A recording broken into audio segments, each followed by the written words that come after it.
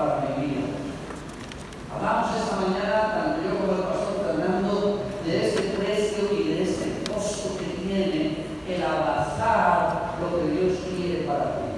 Sacrificio, renuncia, son parte de este proceso que te estamos dejando entender para que puedas tomar una decisión en tu vida acertada. El llamado de Dios involucra este costo. Y aunque nosotros quisiésemos pasarlo por alto, es parte implícita de la vocación que Dios te está queriendo dar. ¿Estás dispuesto a pasar por la cruz, por la renuncia? ¿Estás dispuesto a dejarlo todo y seguir a Jesús? Es la pregunta que nos estábamos haciendo esta mañana. Ahora bien, en medio de esa pregunta, Dios marca un proceso que nos da a nosotros tiempos suficientes para ir entendiendo la revelación de Dios para nosotros. Es interesante para mí que nosotros estamos creyendo que el Evangelio se entiende de golpe. Entonces tú eres el iluminado. No es tan fácil. Es un proceso de vida donde Dios va desarrollando momentos y etapas en nosotros y nos va dejando ver un poco más, un poco más, un poco más. Pero en el llamado de Dios hay un tiempo y el cronos se va a volver muy importante en nuestras vidas. Cronos es una palabra no muy usada en vuestras generaciones, porque vosotros no venís del cronos, vosotros venís del microwave, el microondas. Vosotros venís de una generación del café instantáneo. Vosotros venís de una generación donde todo se hace ya, ahora, rápido y en este momento. Nosotros venimos de una generación que era más lenta. Nosotros venimos de un proceso que podría llegar a tomar siempre más tiempo en nuestras vidas. Pero vosotros y las generaciones que vienen son generaciones que han nacido en medio de un proceso de rapidez con todo. Ya, vamos, rápido, hay que hacerlo. Ya no es la Luna, ahora es Marte, Júpiter. Queremos llegar lo más rápido posible. ¿Cuál es la comida que más se vende alrededor del mundo? La comida rápida. El fast food. Me voy a ir a comer rápido. Una hamburguesa, un hot dog, un no sé qué. Voy a la calle, lo tomo en la mano. Es interesante cómo se vive en el día de hoy. Ahora se desayuna y se almuerza en el coche. Mientras que vas conduciendo, uno ve a la gente con hamburguesas. Con razón antes no nos matamos mientras que estamos conduciendo. Ves a las mujeres por la mañana y todas se van maquillando mientras conducen. Ya no hay tiempo para esa clase de cosas. El cronos es un aspecto que se ha venido minimizando en las nuevas generaciones. Pero en el proceso de Dios esto es diferente.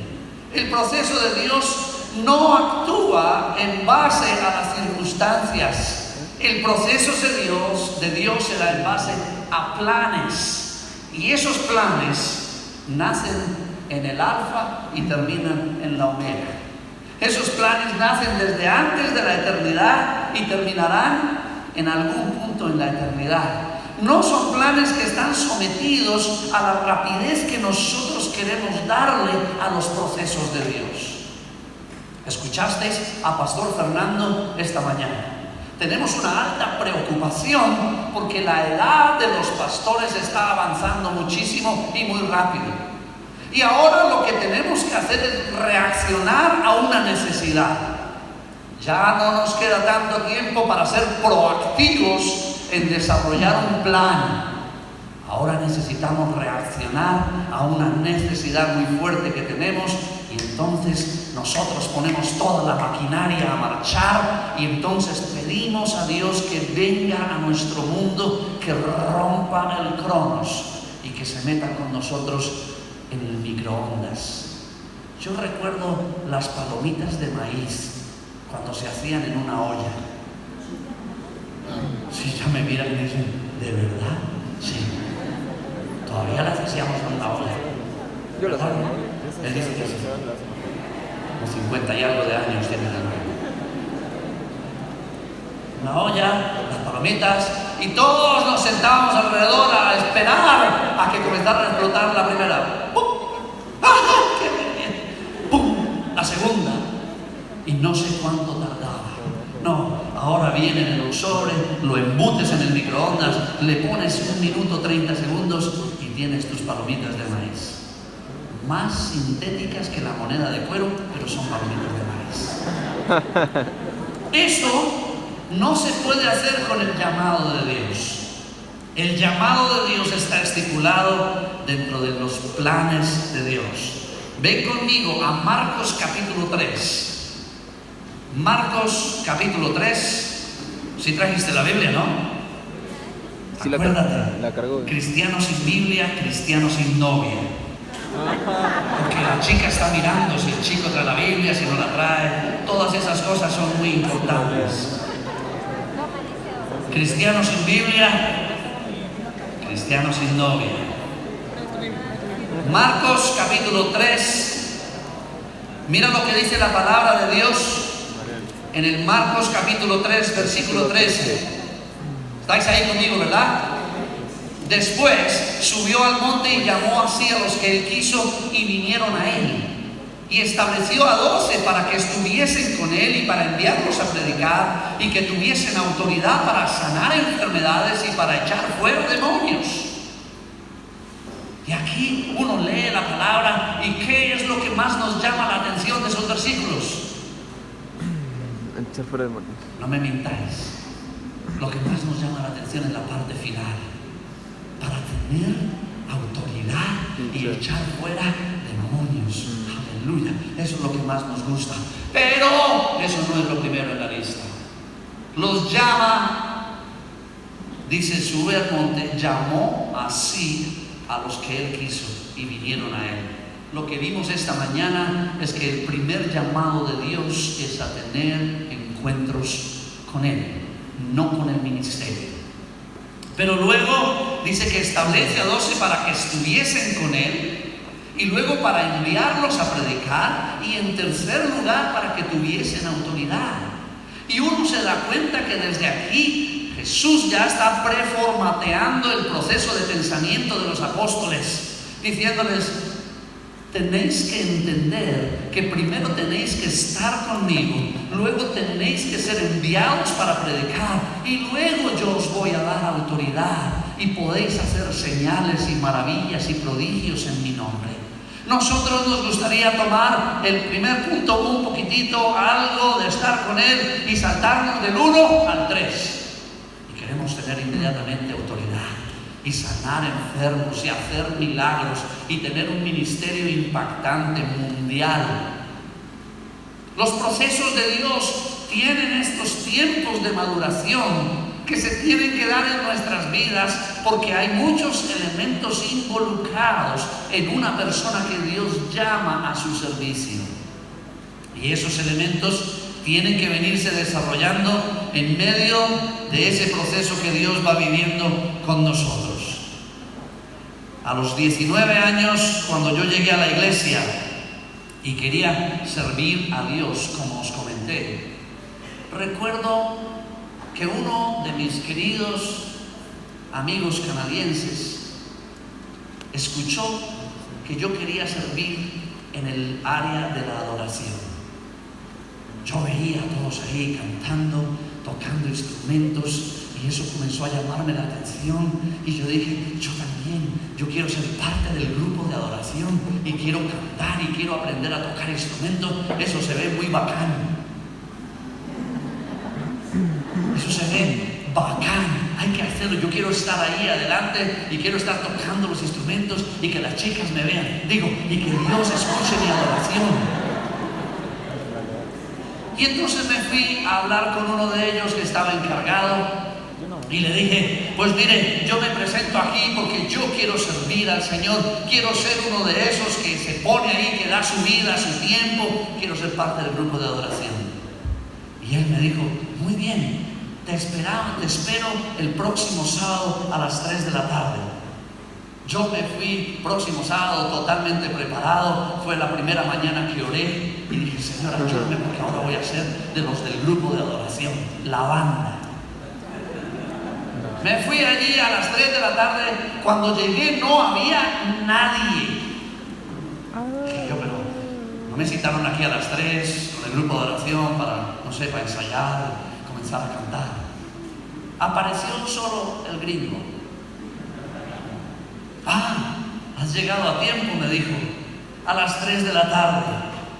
Me llevó a una sala contigua al salón de la iglesia y él tenía todos los instrumentos afuera, ya los tenía preparados, los había sacado del lugar donde los guardaba. Y me dijo, ¿quieres servir al Señor en el área de adoración? Y yo, claro que sí. Y me dijo, comienza a limpiar todos los instrumentos. Y recuerdo como si fuera hoy que entre los dientes yo le dije algo que no era muy malo, un poco sí. Pero cuando él me dijo eso, yo me giré y dije una expresión que usamos que dice, tu abuelita. Y el gringo me escuchó y me dijo, ¿qué dijiste? Y yo, nada, yo no he dicho nada. Y me dijo, ahora que me has recordado a mi abuelita, siéntate aquí. Y comenzó a contarme la historia de su abuelita por 2 horas. Su abuelita, Rosie Dobson, había sido parte del ministerio de adoración en una iglesia bautista en Utah en el año de la Señora de Jesucristo. Y me tuve que tragar la historia 2 horas de doña Rosie Dobson por haberle dicho tu abuelita. Cuando yo comencé a pensar si realmente era llamado a la adoración, porque tuve que limpiar los instrumentos por 9 meses, cuando llegaban los de la banda, ya encontraban todos los instrumentos limpios, porque yo ya se los había limpiado a todos. Y cuando la banda se iba, yo me quedaba para volverlos a limpiar de nuevo, colocarlos en sus estuches y guardarlos. Y ahí me pregunté seriamente y dije, este no es mi ministerio.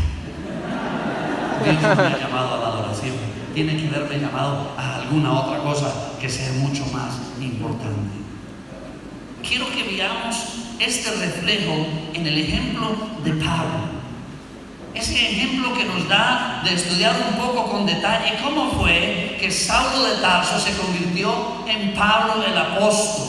Estamos acostumbrados, como os dije esta mañana, a estudiar los personajes bíblicos desde quienes fueron en el momento de su mayor desarrollo ministerial, pero nos olvidamos de la historia que hay detrás de esas vidas. Y para iniciar, quiero que veáis una diferencia muy rápida. Algunos de vosotros os pido que por favor abráis la Biblia en Romanos 1:1. Algunos. Y otros, por favor, que abráis la Biblia en 2 de Timoteo 1:1. Romanos 1:1, 2 de Timoteo 1:1. Alguien que lea Romanos 1:1 con voz de trompeta, por favor.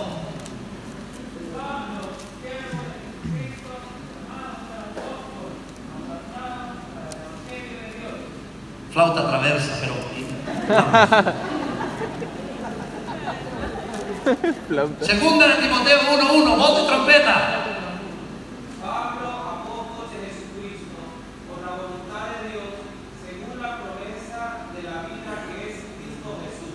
Trombón, vamos llegando. Algún día llegaremos a trompeta. ¿Cuál es la diferencia entre Romanos 1:1 y 2 de Timoteo 1:1? ¿Qué diferencia encontráis? Alguien que lo diga, aunque sea flauta dulce o lo que sea.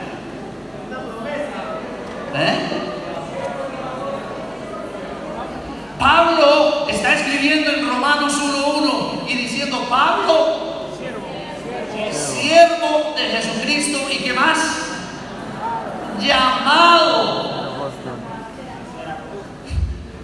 Llamado a ser apóstol. Espérate. Pablo está escribiendo la epístola más importante de la teología cristiana de toda la vida y está diciéndonos que está llamado a ser apóstol. ¿Cuándo él comienza a escribir? Pablo, apóstol de Jesucristo. Pablo comienza a escribir esa frase más de la mitad de su carrera apostólica. Comienza a escribir: Pablo, apóstol de Jesucristo. Mientras tanto, Pablo está escribiendo muchas otras epístolas tan importantes como Romanos, diciendo: Pablo, siervo de Jesucristo, llamado a ser apóstol.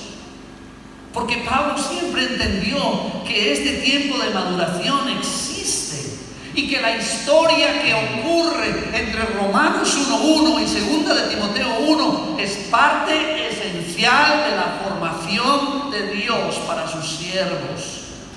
Que esto no es sencillamente un llamado, es una construcción de vida, es un desarrollo de carácter, es una formación espiritual que comenzará en nosotros hoy y terminará cuando los gusanos se coman lo que queda de ti.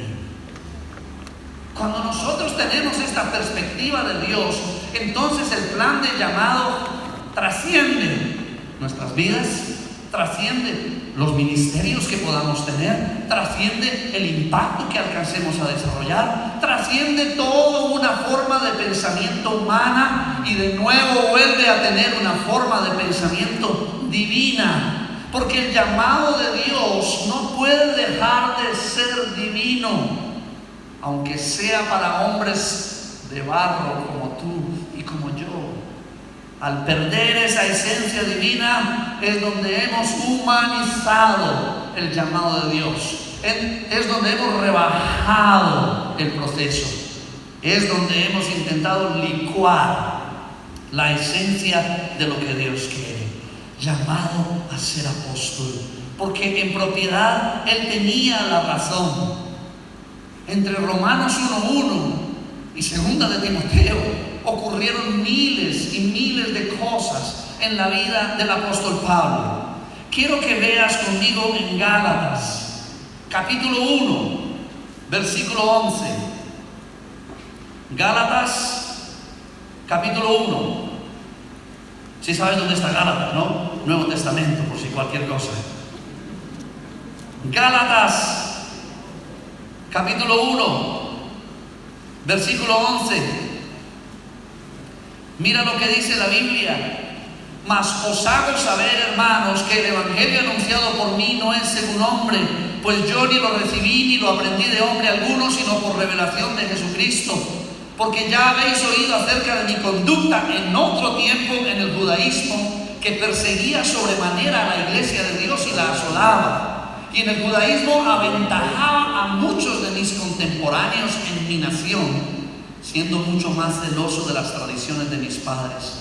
Pero cuando agradó a Dios, que me apartó desde el vientre de mi madre y me llamó por su gracia, revelar a su Hijo en mí, para que yo le predicase entre los gentiles, no consulté enseguida con carne y sangre, ni subí a Jerusalén a los que eran apóstoles antes que yo, sino que fui a Arabia y volví de nuevo a Damasco. Después, pasados 3 años, subí a Jerusalén para ver a Pedro y permanecí con él 15 días, pero no vi a ningún otro de los apóstoles, sino a Jacobo, el hermano del Señor. En esto que os escribo, he aquí delante de Dios que no miento. Después fui a las regiones de Siria y de Cilicia, y no era conocido de vista de las iglesias de Judea que eran en Cristo. Solamente oían decir: aquel que en otro tiempo nos perseguía, ahora predica la fe que en otro tiempo asolaba. Y glorificaban a Dios en mí. ¿Sabes una cosa? Cuando Pablo escribe esto, detrás de todo esto hay una historia. Y esa historia nos deja ver que cuando Pablo por fin se encuentra con Jesús cara a cara, en Hechos capítulo 9, camino a Damasco, ¿recordáis esa historia? Hechos capítulo 9, Saulo de Tarso, persiguiendo a los cristianos, celoso de haber entendido que él era el único que tenía la verdad de Yahvé, Jehová, Dios. Comienza a perseguir a los cristianos y en Hechos capítulo 9 Dios se encuentra con él camino a Damasco, lo tira a tierra y entonces ahí comienza toda una nueva película de este proceso. Pero ¿qué nos cuenta Pablo luego en Gálatas? Pablo nos cuenta en Gálatas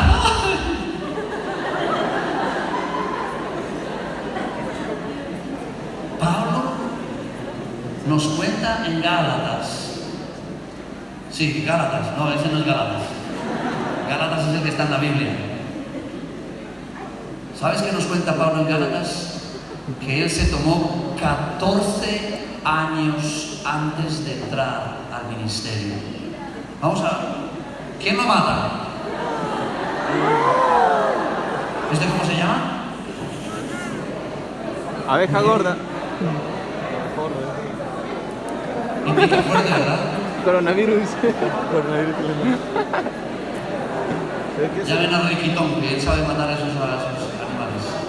Okay. Espera, ya déjalo ahí, que va a dormir tranquilo.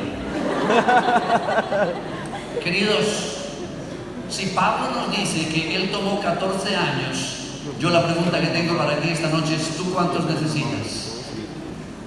Si este apóstol de todos los tiempos necesitó esa cantidad de tiempo en este desarrollo de maduración, ¿cuánto tiempo necesitamos nosotros para entender que cuando Dios nos llama, Él comienza un proceso en nuestras vidas que tiene que desarrollarse? Ahora bien, quiero que entiendas una cosa. ¿Qué hizo Pablo esos 14 años? Rascarse el ombligo. ¿Verdad? No. Fueron 14 años de aprendizaje, 14 años de experiencias, 14 años de meterse a estudiar la Escritura, 14 años de tratar de entender qué era lo que Dios esperaba de él. Ese tiempo no es un tiempo pasivo en la vida de una persona llamada por Dios, es un tiempo activo. Lo que pasa es que el Señor no nos deja saltar del punto 1 al punto 3. ¿Cuál era el punto 1? Somos llamados a estar con Él. ¿Cuál es el punto 3? Tener autoridad y hacer milagros. Y ese tiempo es ese tiempo de formación y de maduración en nuestro llamado para con Dios.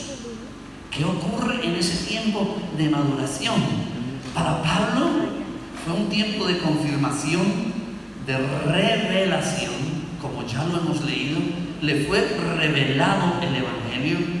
Fue un tiempo de encuentro con Jesús y fue un tiempo de crecimiento en su servicio cristiano. Querido, ¿cuántas veces yo no estoy hablando con personas que me dicen: yo quiero servir al Señor, me quiero ganar a las naciones para Cristo, yo voy a predicar? Y yo le digo: amén, aleluya. ¿Qué estás haciendo en tu iglesia? Pues nada. Vale. Es esta clase de pensamiento que nos envuelve, que nosotros vamos a saltar de punto 0 a punto 100.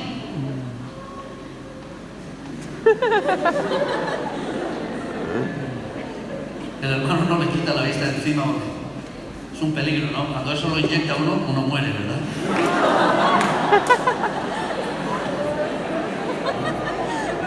No se quiere ir. Quiere matar al... No creo que sea una sombra del Espíritu Santo ni nada de eso. Y la hermana se tapa la cabeza. En la posición, la distracción. No creo que te vaya a morder la cabeza, pero por favor, si a alguien lo pica o lo muerde, que nos avise si los demás tenemos que salir del lugar o podemos permanecer aquí. Y se acerca, ¿no? Queridos, déjalo ahí tranquilo. Déjalo ahí tranquilo, porque si lo molestáis, ahí sí que os va a morder a todos. Es invasión. Están todos con la cabeza tapada. Pican más los mosquitos que te están picando en las piernas mientras que tú miras para arriba.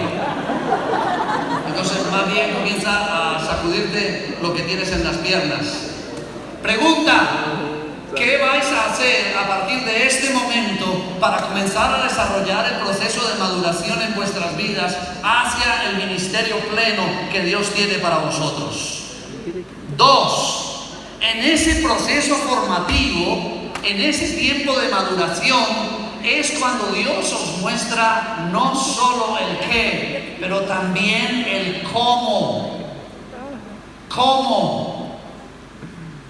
Queridos, no todos vamos a ser pastores, no todos seremos misioneros, no todos serán ministros de alabanza. ¿Qué es lo que Dios está haciendo en este tiempo para alcanzar al mundo con el Evangelio?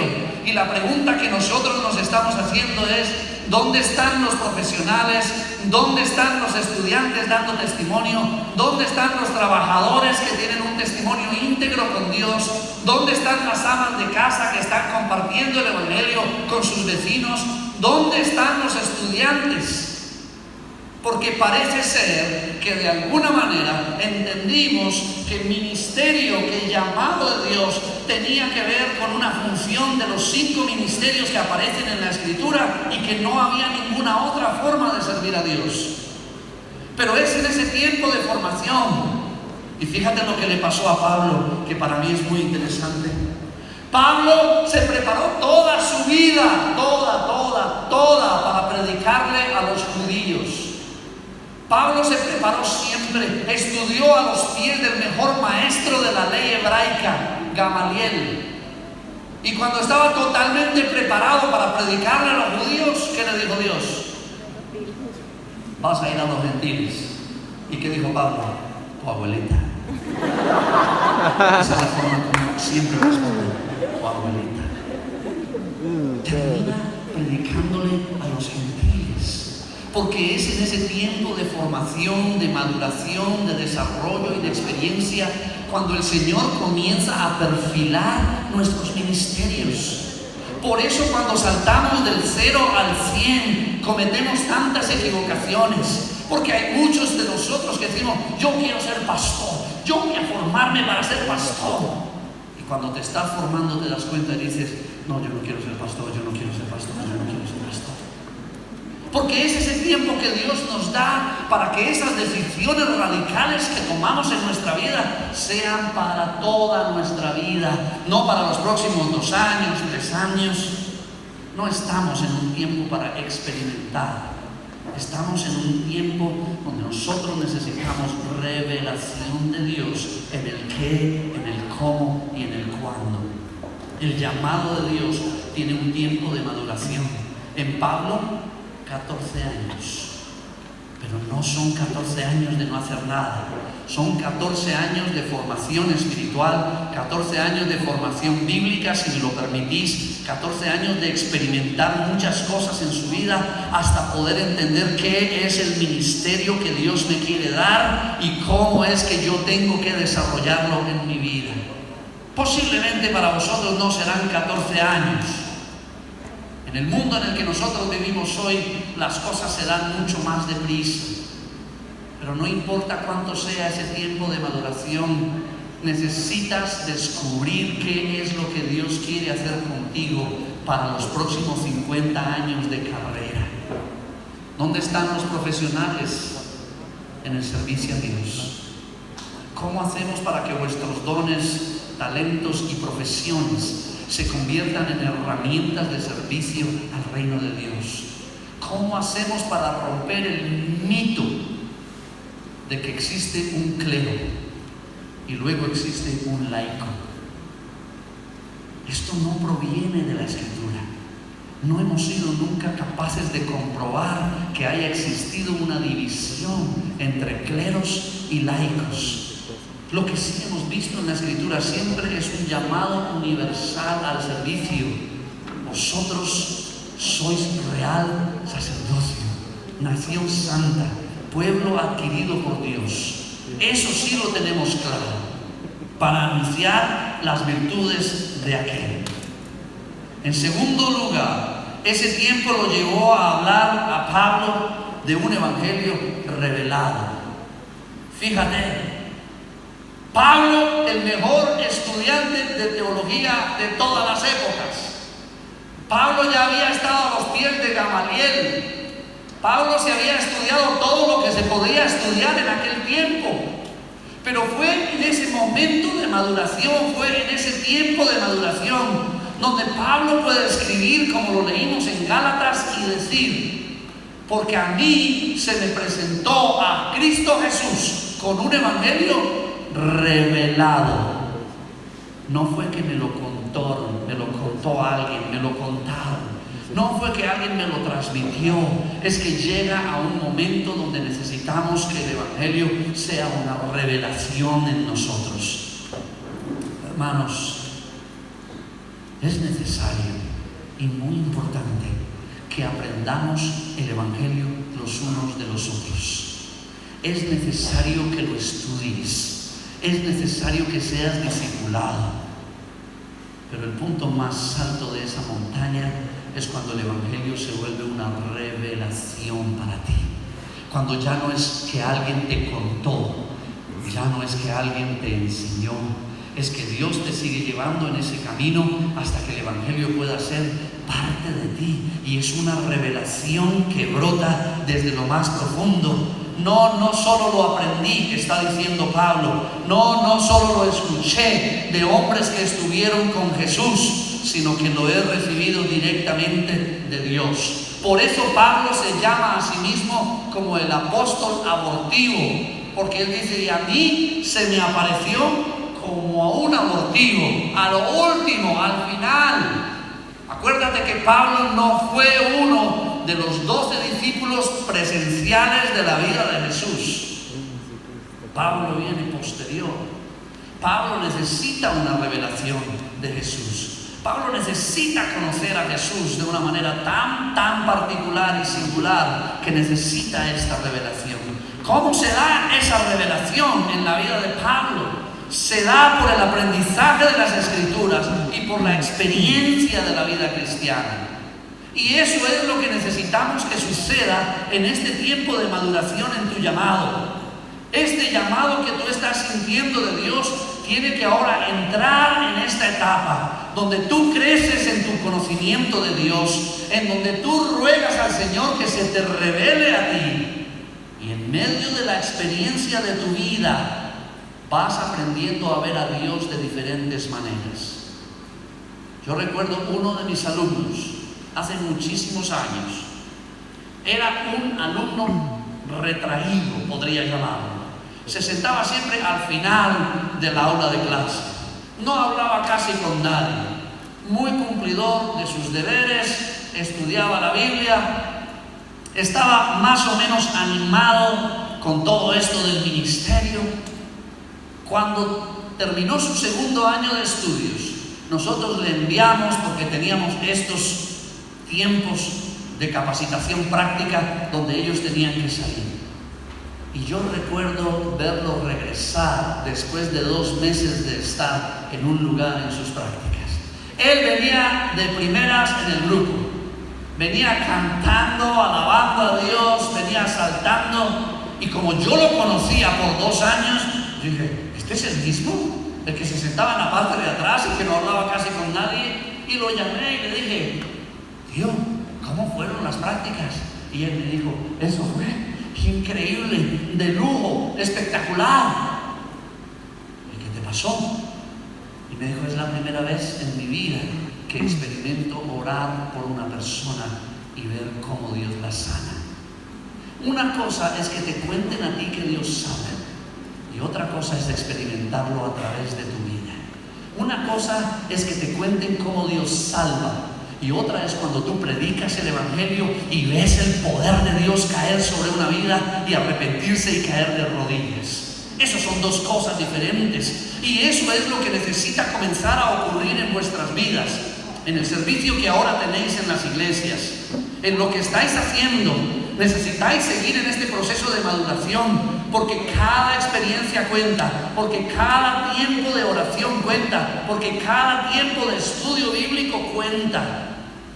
Por favor, no quieras saltar del paso 1 al paso 3. El paso 2 es vital para mantener nuestros ministerios hasta el final de nuestras vidas. El paso 2 es vital para experimentar el poder, la gracia, el amor de Dios. Ese evangelio revelado es muy interesante. Segunda de Corintios, capítulo 12. Vea Segunda de Corintios 12, por favor. Versículo 1 al versículo 4. Mira lo que dice Segunda de Corintios 12, del 1 al 4. Ciertamente no me conviene gloriarme, pero vendré a las visiones y a las revelaciones del Señor. Conozco a un hombre en Cristo que hace 14 años, ¿de quién está hablando? De él mismo. Que hace 14 años, si en el cuerpo no lo sé, si fuera del cuerpo no lo sé, Dios lo sabe, fue arrebatado hasta el tercer cielo. Y conozco a tal hombre, si en el cuerpo o fuera del cuerpo no lo sé, Dios lo sabe, que fue arrebatado al paraíso, donde oyó palabras inefables que no le es dado al hombre expresar. De tal hombre me gloriaré, pero de mí mismo en nada me gloriaré, sino en mis debilidades. ¿Dónde está la gloria del ministerio? La gloria del ministerio no está en nosotros, sino en las revelaciones que Dios coloca en nuestras vidas. La gloria del ministerio no está en quién eres y en cuánta fama tienes y en cuántos libros has escrito. La fama, la gloria está en la revelación que tú puedas llegar a alcanzar de Dios. El mundo en el que vivimos se cansó de que nosotros estemos solo dispuestos a manejar nuestra religión desde el conocimiento. Ellos quieren ver revelación de Dios. Ellos quieren ver práctica de Dios, articulación de las verdades de Dios en nuestras vidas. Y por eso Pablo lo llama revelación.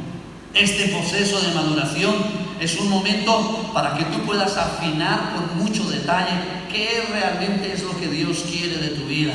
Quiere que seas pastor, quiere que seas misionero, quieres que te quedes en tu profesión y que con tu profesión puedas servir al Señor de una excelente manera.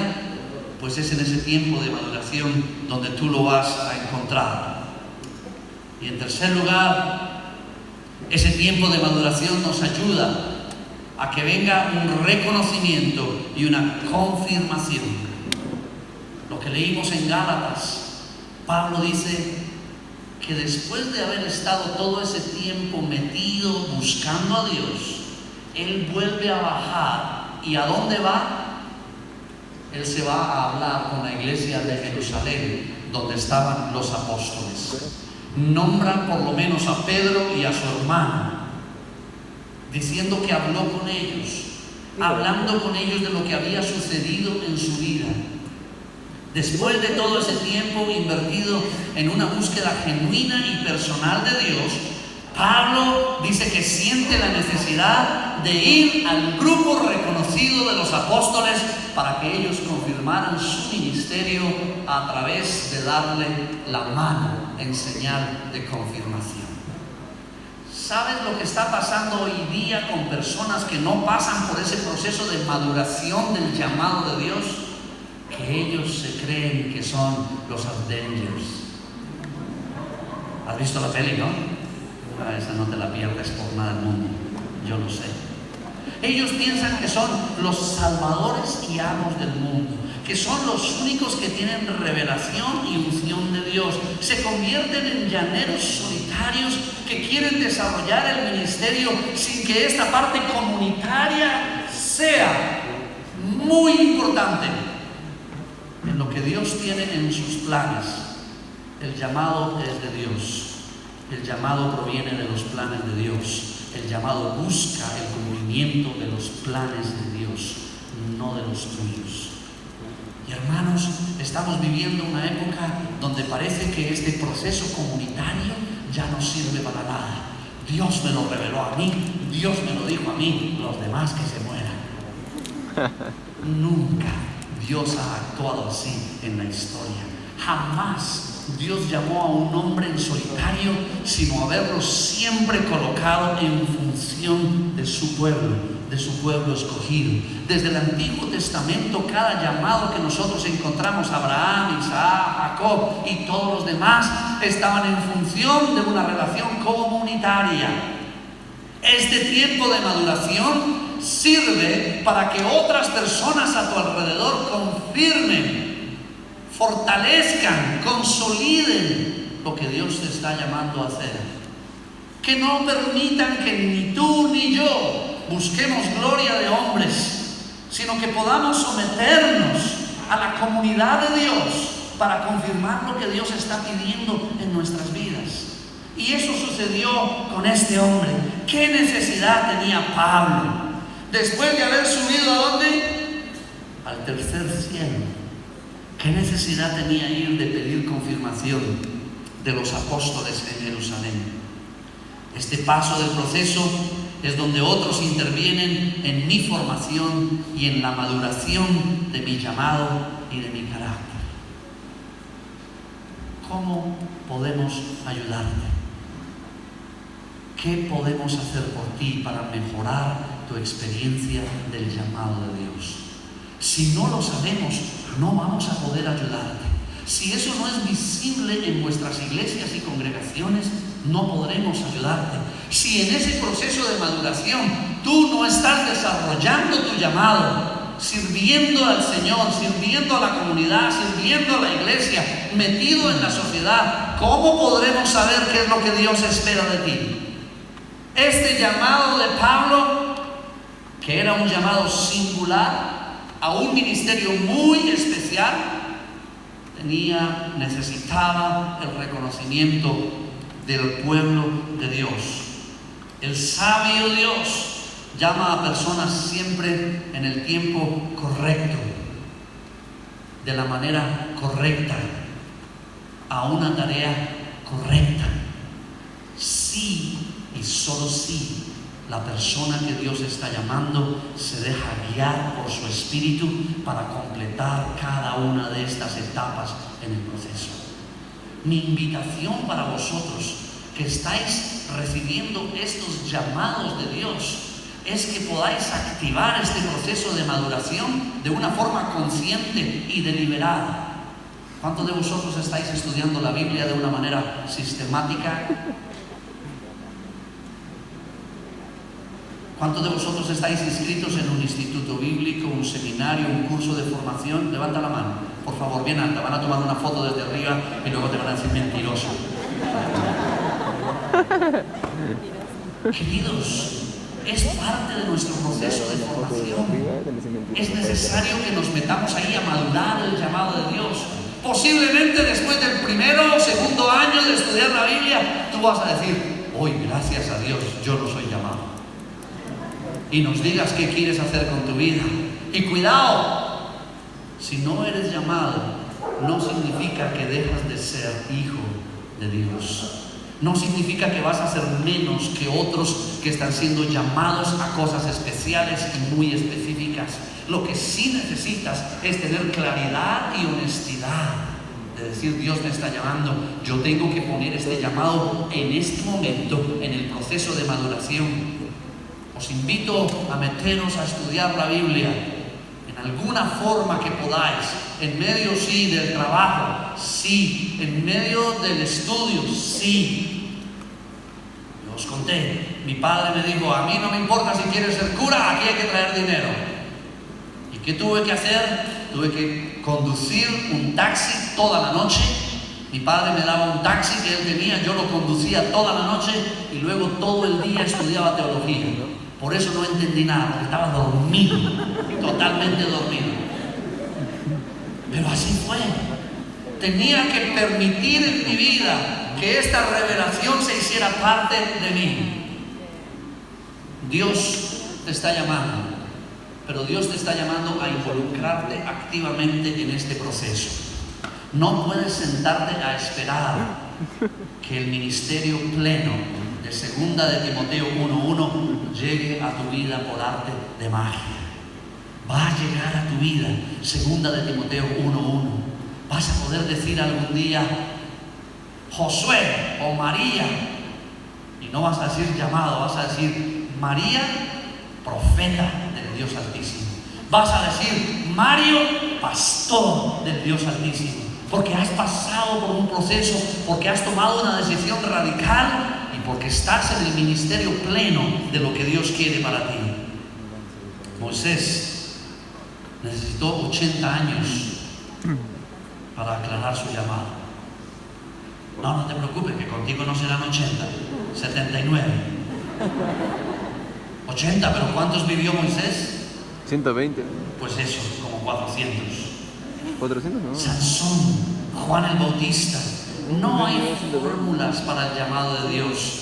Hay solo un esquema que Dios tiene filtrado, y es: todos los que queráis servirme tenéis que venir a mí para que yo os lo explique.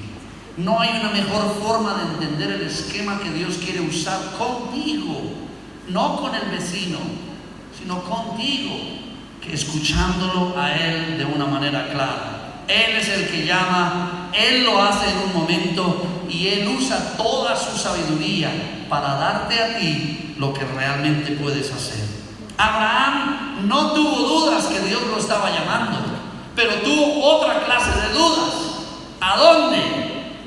Porque la Biblia dice: por la fe Abraham, siendo llamado, obedeció para salir al lugar que había de recibir como herencia, pero salió sin saber a dónde iba. Tuvo claro su llamado, pero no los detalles de ese llamado. El llamado de Dios no implica una explicación profunda de los detalles, ni del plazo, ni del lugar, pero sí explica muy claramente los propósitos de ese llamado. Aquí es donde la fe aparece como un elemento indispensable del llamado de Dios.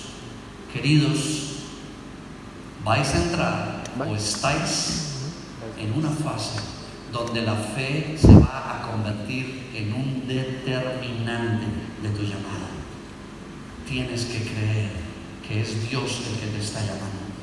Tienes que creer que es Dios el que te va a sustentar. Tienes que creer que todos estos detalles que hoy en día no tienes en la mano vendrán, porque las promesas de Dios siempre son sí en Él, sí, amén.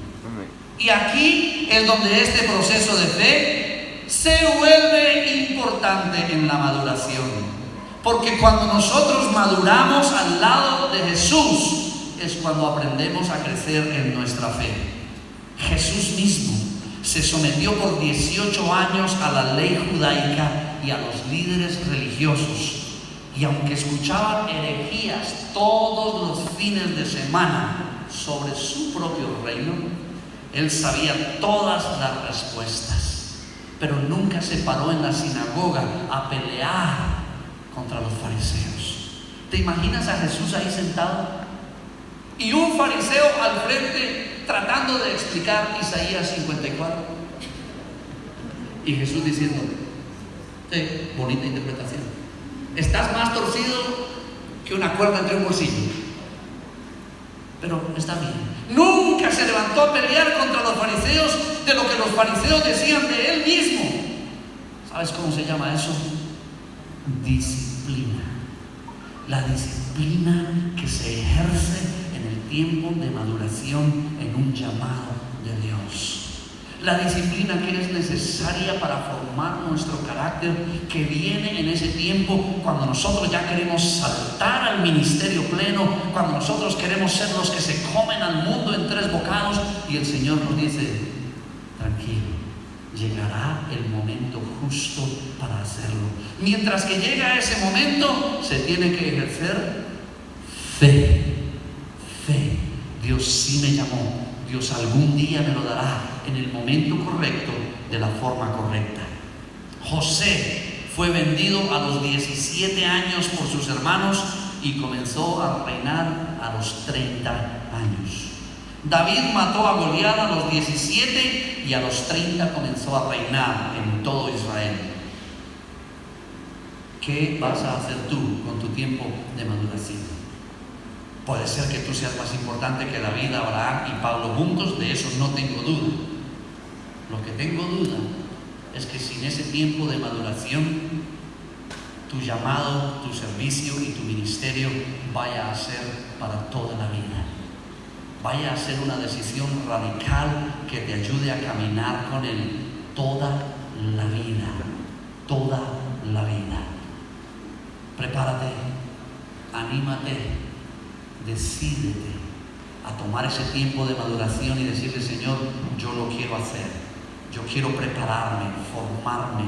Yo quiero hacer lo que tú estás esperando de mí para que cuando venga 2 de Timoteo 1:1 yo esté enteramente preparado para toda buena obra. Ora conmigo, hermano.